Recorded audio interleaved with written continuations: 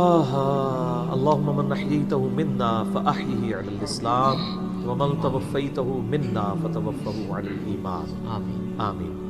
کل نفس ذائقۃ الموت، یہ قرآن حکیم میں کئی دفعہ یہ آیت ریپیٹ ہوئی ہے کہ ہر جان کو موت کا مزہ چکھنا ہے.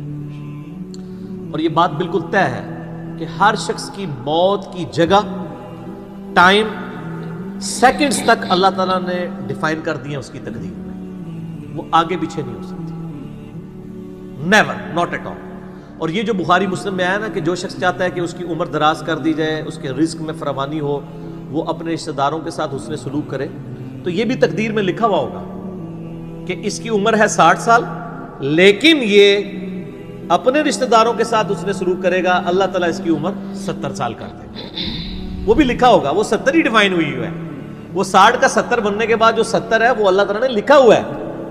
ٹھیک ہو گیا جی؟ تو یہ اللہ تعالیٰ کے یعنی فیصلے ہیں. قرآن حکیم بالکل واضح ہے. سورہ آل عمران میں آتا ہے کہ جب غزوہ احد کے موقع کے اوپر منافقین نے کہا نا کہ ہم نے اپنے بھائیوں کو منع کیا تھا کہ احد کے میدان میں نہ جاؤ ورنہ قتل ہو جاؤ گے، تو اللہ تعالیٰ نے فرمایا اگر ان کی موت کا وقت آ چکا ہوتا یہ خود کھینچے چلے جاتے اپنی مقتل گاہوں کی طرف، یہ اپنے آپ کو روک بھی نہ پاتے. پھر سورہ نساء میں آیا کہ تم اپنے آپ کو مضبوط قلعوں میں بھی بند کر لو نا، موت تمہیں وہاں پہ بھی آ کے جائے گی. وہ موت کو آپ ٹال نہیں سکتے، ایک لمحہ نہ آگے ہوگی نہ پیچھے. سورہ لقمان کے بالکل اینڈ میں آتا ہے نا کہ 5 علوم اللہ تعالیٰ کے ساتھ خاص ہیں. ان میں ایک ہے کہ کوئی جان نہیں جانتی کہ اس کو کس زمین میں موت آئے گی. ہاں اللہ تعالیٰ وحی کے ذریعے بتا دے، جیسے مسلم شریف میں حدیث ہے نبی صلی اللہ علیہ وآلہ وسلم نے غزوہ بدر سے ایک دن پہلے زمین پہ لکیریں کھینچ دی تھی بدر کے میدان میں. یہاں کل ابو جہل کی لاش ہوگی، یہاں عتبہ کی ہوگی، یہاں امیہ ابن خلف کی ہوگی. سر اب آپ عمر سیریز دیکھیں نا، وہاں آپ کو لاشیں پڑی ہوئی نظر بھی آئیں. ٹھیک ہو گیا جی؟ تو یہ آپ صلی اللہ علیہ وآلہ وسلم نے پہلے ڈیفائن کر دی تھی ساری چیزیں. تو یہ اللہ تعالیٰ نے آپ کو وحی کے ذریعے بتایا تھا. اللہ تعالیٰ بتا سکتا ہے اپنے پیغمبر کو. تو واقعی موت کا وقت مقرر ہے، وہ ٹل نہیں سکتا. لیکن اس پہ یہ بھی سوال ہوتا ہے کہ اگر کوئی شخص کسی کو قتل کر دے تو پھر اس کا کیا قصور ہے؟ وہ اللہ تعالیٰ کا ایک قانون ہے، اس نے مرنا تو تھا، اس میں کوئی شک نہیں ہے، لیکن دنیا میں اللہ تعالیٰ نے رولز اور ریگولیشن کے ساتھ دنیا کو جوڑا ہوا ہے. سورۃ البقرہ میں آیا کہ قصاص میں انسانیت کی زندگی ہے. سورۃ المائدہ میں آیا جس نے ایک جان کو ناحق قتل کیا اس نے پوری انسانیت کو قتل کیا، اور جس نے ایک شخص کی جان بچائی پوری انسانیت کی جان بچائی. لہٰذا یہ جو کوئی کسی کو قتل کرے گا تو قرآن میں ہے قصاص کے اندر انسانیت کی زندگی ہے. انسانیت 2 چیزوں پہ چل رہی ہے، احترام جان اور احترام مال. اگر یہ 2 چیزیں نکل جائیں تو معاشرہ نہیں چل سکتا. گوروں کا معاشرہ ہم سے بہتر کیوں ہے؟ بغیر ریلیجن کے بھی احترام جان احترام مال ہے، جسٹس ہے، انصاف ہے، عدالتیں آزاد ہے، جہاں پہ احترام جان بھی احترام مال بھی ہے. سالوں تک وہ ثبوت ڈھونڈتے رہتے ہیں، اس کے بعد بندے کو پکڑتے ہیں. یا بندے پکڑ کے غائب ہو کے مر مرا جاتے ہیں، ان کے رشتہ دار عدالتوں کے چکر کاٹتے رہتے ہیں کہ جی ہمارا بچہ اٹھایا گیا.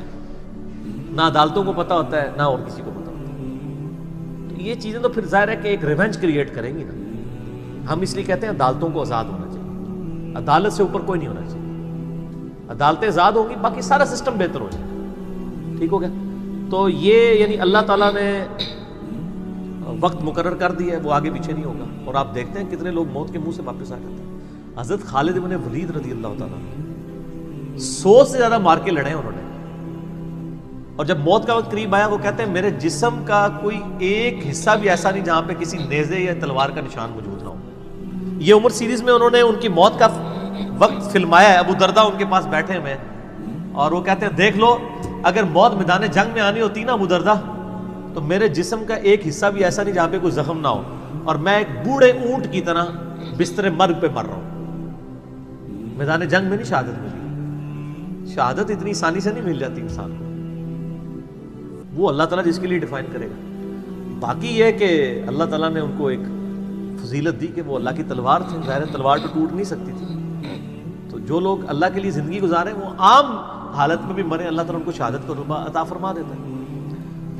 تو میدان جنگ میں جانے سے موت نہیں آتی. کتنے لوگ موت کے منہ سے واپس آتے ہیں. اور سر ایئر کریش میں لوگ بچ گئے ہوئے ہیں، اور تو اور چھوڑ دیں جہاں پہ کوئی انسان امیجن نہیں کر سکتا. کئی بم پھٹتے ہیں، بندے مر جاتے ہیں، کسی عورت نے بچہ اٹھایا ہوا ہے، بچہ سیدھا سلامت مل جاتا ہے وہاں سے. یہ اللہ کے فیصلے ہیں کس کے لیے کیا زندگی رکھی ہے. وہ اسی لیے کہا جاتا ہے نا کہ مارنے والے سے جو بچانے والا جو ہے نا وہ بڑا ہے. یعنی وہ ویسے تو مارنے والا بھی اللہ ہی ہوتا ہے، لیکن وہ اس حوالے سے کہا جاتا ہے کہ دنیا میں اگر کوئی سمجھتا ہے نا کسی شخص کو مار سکتا ہے تو، اور اگر اللہ نے اس کی موت نہیں لکھی ہوئی تو نہیں ہے. موت انسان کی زندگی کی حفاظت کرتی ہے. سر میری سب سے بڑی محافظ میری موت ہے. اگر میری موت لکھی ہوئی ہے نا 2050 کے اندر، پوری دنیا مل کے بھی مجھے 2049 میں بھی نہیں مار سکتی. آج 2018 میں تو تصور بھی نہیں. اور اگر میری زندگی لکھی ہوئی ہے 2018 میں ختم ہونی، چاہے وہ ایئر کریش کے اندر ہو، چاہے وہ ہارٹ فیٹ کے ذریعے ہو، چاہے وہ گردوں کے فیلئر کے ذریعے ہو، چاہے برین ہیمریج کے ذریعے ہو، کسی بھی ذریعے سے ہو، تو کوئی اسے بڑھا نہیں سکتا. دیکھ لینا آپ پچھلے دنوں کتنا بڑا ایک واقعہ ہوا ہے. یعنی ہمارے پاکستان میں 3 ٹائمز جو پرائم منسٹر رہے ہیں نواز شریف صاحب، ان کی بیوی 1 سال سے زیادہ وینٹیلیٹر کے اوپر رہی ہے. ان کے پاس پیسے کی کوئی کمی تھی؟ علاج کرانے کا کوئی ایشو تھا؟ سب کچھ کروایا ہے، بچا سکے؟ نہیں. غریب آدمی تو کہتا ہے پیسے ہوتے تھے شاید بچ ہی جاتا. سر جن کے پاس پیسے ہیں وہ بچا کے بتاتے ہیں. موت کا وقت لکھا ہوا ہے سر، کوئی نہیں ٹال سکتا. صرف پیغمبر کے بارے میں بخاری مسلم میں آتا ہے، عائشہ کہتی ہیں کہ نبی صلی اللہ علیہ وآلہ وسلم فرمایا تھا کہ اللہ تعالیٰ انسان جو پیغمبر ہوتا ہے نا اس کے اوپر یہ آپشن رکھتا ہے کہ وہ چاہے تو ہمیشہ کے لیے زندہ رہے، چاہے اسے موت آ جائے. پیغمبر کے علاوہ کسی اور کے لیے یہ فضیلت نہیں ہے. اور کہتی ہیں کہ بخاری مسلم دونوں میں نے وفات النبی پہ مسئلہ 163 بھی ریکارڈ کروایا، اس میں میں نے بتایا تھا کہ عائشہ کہتی ہیں نبی صلی اللہ علیہ وآلہ وسلم اپنے موت کے وقت بار بار اوپر سر مبارک یعنی اٹھاتے تھے اور کہتے تھے اللہم الرفیق الاعلیٰ. تو کہتی ہیں میں نے جان لیا کہ حضور اپنی صحت مند زمانے میں کہا کرتے تھے کہ موت کے وقت نبی کے اوپر پیش کیا جاتا ہے، چاہے تو وہ دنیا میں رہے چاہے اسے موت آ جائے. تو مجھے لگتا ہے کہ نبی علیہ السلام پہ اس وقت آفر وہ پیش کی جا رہی ہے اور آپ کہہ رہے ہیں اللہ مجھے رفیق الاعلیٰ کے ساتھ ملا لے. تو میں نے کہا مجھے اب پتہ چل گیا کہ آپ صلی اللہ علیہ وسلم کو یعنی وفات ہو جائے گی آپ کی. یہ نبی کے لیے خاص ہے اور کسی کو کوئی آپشن نہیں ملتا. وہ بخاری مسلم میں موجود ہے نا حدیث، حضرت موسیٰ علیہ السلام کے پاس حضرت اسرائیل علیہ السلام. اسرائیل کا لفظ تو یعنی تفسیر تبری میں اور یہودیوں کے ہاں ملتا ہے، یہ بنی اہل سنت کے ہاں بھی رناؤنڈ ہے. اصل میں لفظ ہے ملک الموت. دونوں لفظ ٹھیک ہے. ملک الموت علیہ السلام حضرت موسیٰ علیہ السلام کے پاس گئے، انہوں نے آگے سے تھپڑ مار دیا، ان کی آنکھ نکل گئی، انسانی شکل میں آئے تھے. تو وہ اللہ تعالیٰ کے پاس شکایت لے کے گئے کہ تو مجھے اس شخص کے پاس بھیج رہا ہے کہ جو مرنا نہیں چاہتا. اللہ تعالیٰ نے فرمایا اس کو جا کے کہو کہ تم جو ہے وہ بیل کی پشت کے اوپر ہاتھ رکھو، تمہارے ہاتھ کے نیچے جتنے بال آ جائیں گے نا اتنے سال بھی زندگی تمہاری اور بڑھا دی جائے، سینکڑوں سال. تو حضرت موسیٰ نے کہا اس کے بعد ان کا اس کے بعد موت. کل نفس ذائقۃ الموت، موت تو سب کو آنی ہے، ایک ہی ہے جسے موت نہیں آنی. یا حی یا قیوم برحمتک استغیث، اے خود سے زندہ اور ہر چیز کو تھامنے والے، باقی وہ سب کو موت آنی ہے. تو انہوں نے کہا پھر بعد میں آنی ہے تو ابھی کیوں نہیں؟ موت نہیں کوئی ٹال سکتا سر، ورنہ پیغمبروں کے لیے ٹل جاتی. وہ پیغمبروں کو جو آفر بھی لگائی گئی ہے وہ یہ نہیں ہے کہ ہمیشہ زندہ رہیں گے، نہیں، قیامت تک. قیامت میں تو سب کو موت آ ہی جانی ہے، ٹھیک ہے نا. اور پھر ایک وہ وقت بھی ہوگا جب اللہ تعالیٰ پوچھے گا لمن الملک اليوم، تو کوئی جواب دینے والا نہیں ہوگا، سب کو موت آ چکی ہوگی. سارے فرشتے، جنات، انسان، مخلوقات، اللہ خود ہی جواب دے گا للہ الواحد القہار. سورہ المومن میں آتا ہے آج کے دن اس واحد قہار کی حکومت ہے. پھر اللہ تعالیٰ پوچھے گا کہاں ہے آج وہ جابر حکمران، بڑے بڑے بادشاہ کدھر ہیں؟ تو اللہ کے لیے کوئی مسئلہ ہے کسی کو یعنی پلک جھپکنے میں مسل دینا؟ تو موت اللہ تعالیٰ نے ڈیفائن کی. اور موت کیا، آپ کو جو تکلیفیں پہنچتی ہیں سر وہ بھی ڈیفائن ہے. قرآن میں وَلَنَبْلُوَنَّكُمْ بِشَيْءٍ مِّنَ الْخَوْفِ وَالْجُوعِ وَالنَّقْصِ مِّنَ الْأَمْوَالِ وَالْأَنفُسِ وَالثَّمَرَاتِ، ہم ضرور تمہیں آزمائیں گے تھوڑے سے خوف سے، بھوک سے، جان اور مال میں نقصان سے. پھر چیک کریں گے کون ہے صبر کرنے والا. اور جو صبر کرنے والا ہے اذا اصابتهم مصیبت قالوا انا للہ وانا الیہ راجعون. تو پھر ان لوگوں کے ساتھ اللہ تعالیٰ ہوتا ہے جو کہتے ہیں ہم بھی اللہ کی طرف سے آئے تھے، اللہ کی طرف چلے جائیں گے، یہ تکلیف بھی آئی تھی الٹیمیٹلی تو چلی جائے گی نا. ان اللہ مع الصابرین، اللہ تعالیٰ صبر کرنے والوں کے ساتھ ہے. اس حوالے سے ایک آیت قرآن حکیم کی بڑی کرٹیکل ہے، مجھے ضمناً یاد آ گئی، سورہ الحدید کے اندر ہے. بہت کرٹیکل آیت ہے، اور یہ ٹاپک قرآن حکیم میں صرف سورہ الحدید کے اندر ہی ایڈریس ہوا ہے، اور جس طریقے سے یہ شد و مد کے ساتھ بیان ہوا ہے نا،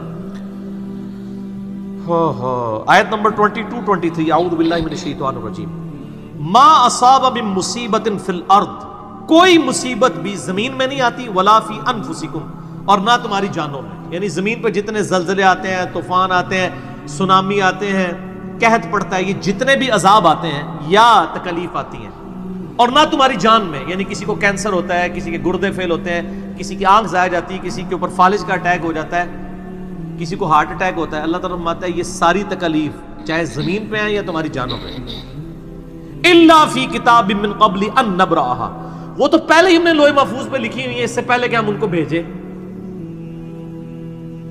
ڈیفائن ہے، ہونا ہے کہ فلاں تاریخ کو اتنے بجے اس کے ساتھ یہ ہوگا، یہ ڈیفائن ہے۔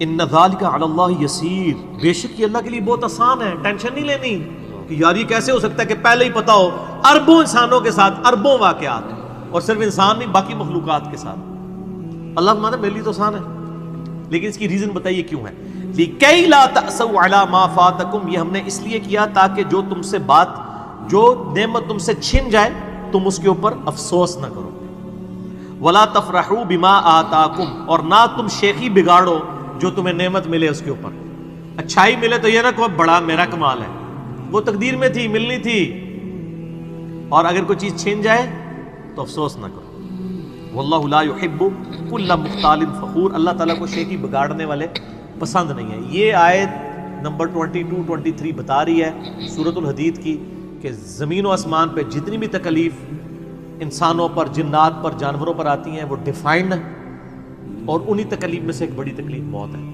وہ بھی ڈیفائنڈ ہے، وہ کوئی ٹال نہیں سکتا، کوئی کسی کی موت کو ٹال نہیں سکتا، اور نہ کوئی کسی شخص کو موت دے سکتا ہے۔ آپ دیکھیں لوگوں نے کتنی کتنی ایفرٹس کی ہیں، خود ہمارے نبی صلی اللہ علیہ وآلہ وسلم پہ کس قسم کی ایفرٹس کی گئی ہیں، اللہ تعالیٰ نے آپ کو کس طریقے سے مکے سے نکال کے مدینے تک پہنچا دیا، اور وہ بخاری مسلم میں بڑی مشہور حدیث ہے، آپ درخت کے نیچے آرام کر رہے تھے، تلوار سائیڈ پہ لٹکائی ہوئی تھی، ایک عرابی آیا دشمن، اس نے موقع غنیمت جانا کہ آپ سوئے ہوئے ہیں، اس نے تلوار اٹھائی اور نبی صلی اللہ علیہ وسلم کے یہاں پہ رکھ دی اور کہا محمد آج تجھے میرے ہاتھوں سے کون بچائے گا؟ تو نبی صلی اللہ علیہ وسلم نے کوئی کانفیڈنس لوز نہیں کیا، ان کو پتا تھا هو الذی ارسل رسولہ بالہدی ودین الحق لیظہرہ علی الدین کلہ، اللہ نے اپنے نبی کے پیچھے اللہ ہے، ان کا اللہ بچائے گا، اللہ جب سنا اس کے ہاتھ کانپنے شروع ہو گئے، اس کے ہاتھ سے تلوار ہی گر گئی، نبی علیہ السلام نے وہ تلوار اٹھائی اور کہا اب تجھے میرے ہاتھوں سے کون بچائے گا؟ یہ بخاری مسلم دونوں میں یہ واقعہ، اس نے کہا آپ تو معاف فرمانے والے ہیں، درگزر فرمانے والے ہیں، تو یعنی آپ کے وہ حسن اخلاق سے پھر متاثر ہوا، مسلمان ہو گیا۔ مسئلہ یہ ہے کہ یہ کانفیڈنس آپ کو ہونا چاہیے۔ بخاری مسلم میں حدیث ہے کہ غزوہ حنین کے موقع پر کچھ صحابہ کی زبان سے نکل گیا کہ بدر میں تو 313 تھے، غالب آ گئے تھے، آج تو ہم 12,000 ہیں، کافر تو بڑے تھوڑے ہیں، اور یہ ذکر سورۃ الانفال میں آیا غزوہ حنین کا، یہ فتح مکہ کے بعد بھی ہوئی تھی یہ جنگ، مشرکین عرب سے آخری جنگ قبیلہ حوازن کے خلاف۔ اللہ کا ماتا جب تم نے یہ جملہ بولا نا پھر تمہیں بھاگنے کی جگہ نہیں ملتی تھی، حوازن کے لوگوں نے جب تیر چلائے تو 12,000 میں سے صرف 80 بندے نبی علیہ السلام کے ساتھ رہ گئے، باقی سب بھاگ گئے۔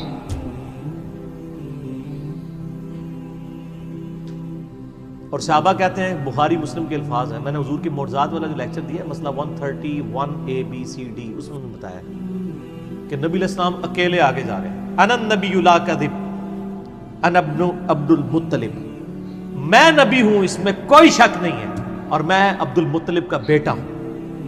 یہ رڈز پڑھتے ہوئے آپ صلی اللہ علیہ وسلم اکیلے آگے جا رہے ہیں، اور آپ صلی اللہ علیہ وسلم نے زمین سے یوں مٹھی بھری کنکریوں کی اور یوں کافروں کی طرف، اور فرمایا چہرے مسخ ہو جائیں، آنکھیں اندھی ہو جائیں، اور سب کی ہو گئی، مسلمانوں کو فتح ہو گئی، اور اسی کا ذکر ہے وما رمیت اذ رمیت ولکن اللہ رمی، اے نبی جو آپ نے کنکریاں پھینکی تھی وہ آپ نے نہیں پھینکی تھی، وہ اللہ نے پھینکی تھی، یعنی اللہ کا پیچھے ڈیوائن ڈیسیژن تھا۔ تو کافروں کے خلاف فتح ہو گئی مسلم، یعنی نبی علیہ السلام کا کانفیڈنس لیول یہ تھا کہ اکیلے جا رہے ہیں، یہ نہیں دیکھ رہے کہ ہزاروں لوگ میرا ساتھ چھوڑ گئے ہیں، اکیلے فرنٹ سے لیڈ کر رہے ہیں. تو جن لوگوں کو یعنی اللہ پر یقین ہوتا ہے نا، ان کی یہی حالت ہوتی ہے، اور یہی صحابہ کرام کا یعنی یقین کامل تھا. اس لیے آپ دیکھیں نا، آپ عمر سیریز میں دیکھیں گے حضرت خالد بن ولید جنگ یمامہ میں جب مسلمانوں کو شکست ہونے لگتی ہے اکیلے آگے جاتے ہیں. جنگ یرموک میں بھی ایسے ہی کرتے ہیں. تو جن کو اعتماد ہوتا ہے نا وہ پھر فرنٹ سے لیڈ کرتے ہیں کہ موت ٹال نہیں سکتی. موت کیا، تکلیف بھی جو آپ کو پہنچنی ہے، اور سر اسی کے ساتھ آپ زندگی گزار سکتے ہیں. اس کے بغیر آپ زندگی نہیں گزار سکتے، کڑ کڑ کے مر جائیں گے. آپ کس چیز کو کیٹر فور کر سکتے ہیں؟ ہم یقین کریں صبح اسکول بچوں کو بھیجتے ہیں تو دعائیں پڑھتے رہتے ہیں.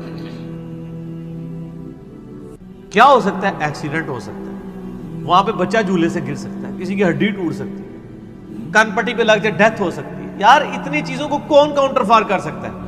اللہ. تو اللہ پہ توکل کریں، اور جب تکلیف آ جائے انا للہ و انا الیہ راجعون. صحیح مسلم میں حدیث ہے، نبی صلی اللہ علیہ وآلہ وسلم نے فرمایا جو شخص تکلیف کے وقت فوراً پڑھ لے انا للہ و انا الیہ راجعون اللہم اجرنی فی مصیبتی واخلف لی خیرا منہا، اللہ تعالیٰ اس کو اس کا بہتر نعم البدل عطا فرما دے گا. میرے یوٹیوب پہ کلپ بھی ہے اس دعا کے اوپر، مصیبت اور پریشانی کے حوالے سے یعنی بہتری کے لیے دعا، یہ کر کے لکھیں تو آپ کو کھل جائے گا. یہ آپ کو مشکات میں کتاب الجنائز چیپٹر میں پہلی جلد میں دعا مل جائے گی صحیح مسلم کے حوالے سے. ام سلمہ کہتی ہیں کہ جب میرا خامن فوت ہوا تو میں نے یہ فوراً دعا پڑھ لی، انا للہ و انا الیہ راجعون، ہم بھی اللہ کی طرف سے ہیں، اس کی طرف لوٹ کے جانے والے ہیں. اللہم اجرنی فی مصیبتی، اے اللہ مجھے اس مصیبت میں بہتر اجر عطا فرما، واخلف لی خیرا منہا، اور مجھے اس سے بہتر بدلہ عطا فرما. کہتی میں دل میں سوچ رہی تھی کہ اس سے بہتر مجھے خامد کیسے مل سکتا ہے؟ ابو سلمہ سے بہتر تو انسان حضور کے صحابہ میں بھی کوئی نہیں ہے. عدت گزاری تو نبی علیہ السلام نے رشتے کا پیغام بھیج دیا، ام المومنین بن گئی. اور ہماری وہ ماں ہے جو سب سے آخر میں فوت ہوئی ہیں، واقعہ کربلا کے بھی بعد فوت ہوئی ہیں. ام سلمہ، واقعہ کربلا ان کی زندگی میں ہوا ہے، ام سلمہ رضی اللہ تعالی عنہا.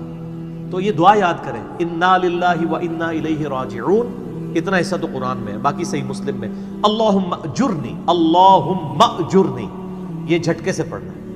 اللہم اجرنی فی مصیبتی واخلف لی خیرا منہا. تو باقی ہم تو دعائیں کر سکتے ہیں، باقی صبح شام کے اذکار ہیں، اللہ کی طرف رجوع لائیں، وہ اتنی چیزوں کی حفاظت کرنے والا ہے. باقی سب سے بڑی تو حفاظت یہ ہے جو سورہ غافر میں، سورہ المومن میں آیا کہ اصل میں کامیاب وہ ہوا جو دوزخ کی آگ سے بچا لیا گیا. سر دنیا میں آپ کو کوئی کتنا عذاب دے لے گا، الٹیمیٹلی تو موت آ کے آپ کو آزاد کر دے گی. جب فرعون کے دربار میں وہ جو جادوگروں نے کلمہ پڑھ لیا تھا تو اس نے کہا تم نے میری اجازت کے بغیر پڑھ لیا، میں تمہیں تمہارے مخالف سمت کے ہاتھ پاؤں کٹوا کے تمہیں سولی پہ چڑھا دوں گا. تو انہوں نے کیا کہا تھا؟ انہوں نے کہا تو جو کچھ دے گا دنیا کی زندگی میں عذاب دے سکتا ہے نا، کوئی شخص کسی کے مرنے کے بعد تو اسے عذاب نہیں دے سکتا نا. وہ لاش تو بس لاش ہی پڑی ہے نا، اصل چیز تو روح تھی نا. تو تیرا اختیار تو دنیا کی زندگی تک ہے. تو یہ کانفیڈنس لیول ہونا چاہیے کہ کوئی کسی شخص کو کتنی تکلیف دے لے گا، موت تو پھر بہرحال تکلیف سے آزادی کا ذریعہ بن جائے گی. اگر پھر اللہ کی مرضی کی زندگی گزاری ہے تو آزادی کا ذریعہ ہے، ورنہ اب تو کہتے ہیں کہ مر جائیں گے، مر کے بھی نہ چین پائے تو کدھر جائیں گے. تو سر یہ لوگ تو کہہ دیتے ہیں نا مر گئی تو جان چھٹی، نہ، مرنے تو بعد جان پھڑی گئی، چھٹی اس کی جس نے دنیا اللہ کی مرضی کی گزاری. جس نے دنیا اپنی مرضی کی گزاری تو اس کی جان تو پھر مرنے کے بعد اور پھنس گئی. ٹھیک ہو گیا جی. تو موت کا وقت مقرر ہے، کوئی نہیں ٹال سکتا.